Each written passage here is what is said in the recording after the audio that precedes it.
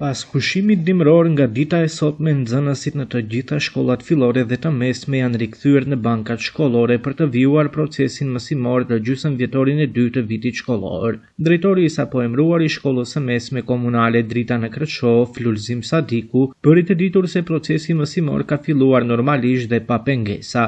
Ai theksoi se janë realizuar të gjitha përgatitjet e nevojshme për mbrojtjen e mësimit, përfshi rregullimin e bankave dhe ambienteve mësimore.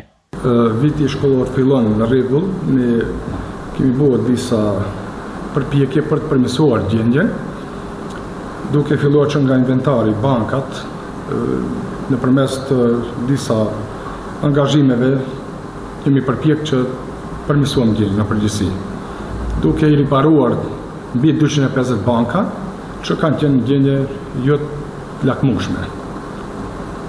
17 klasa janë pajista me banka të riparuara, që bëhet fjala për 2 katet, ku zhvillohet mësimi në gjuhën shqipe në kuadër të Dritës, Krçov.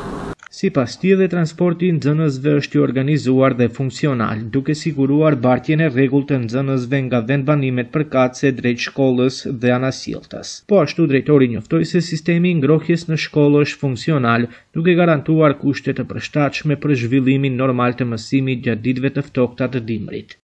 Edhe pse nuk kam të dhëna të sakta në këtë drejtim, për arsye se sot bën pranim dorëzimin e postit, besoj se ka qenë në rregull, meqense nuk ka pas edhe ankesa nga ana e prindërve ose nxënësve.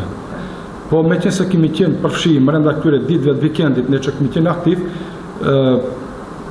sistemi është aktivizuar dje pas dite, edhe pse kemi kontrolluar sot mëngjes, do të para orës 7, ka funksionuar dhe është në rregull, besoj se për këtë janë dëshmitare dhe nxënësit, e kemi vizituar çdo klasë veç e veç.